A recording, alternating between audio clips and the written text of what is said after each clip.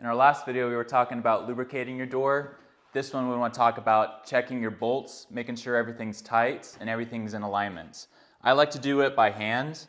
Give it just a little torque here. Make sure your bolts are tight.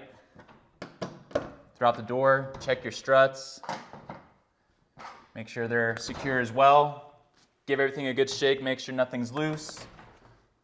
On your tracks here, you want to make sure your spacing is equal all the way up and down.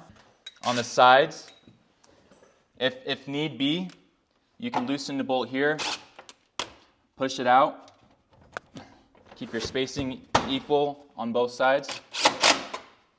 Up here, on your track where your rulers go through, you want to make sure that these flanges are in alignment. This one's a little bit in, so I'm going to push it out.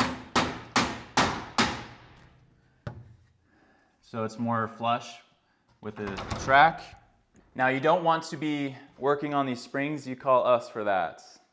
Everything else you can do yourself. If you see anything loose, you could either have us do it or you can do it with your wrench. Same thing with your motor. If it's malfunctioning, call us, we take care of it.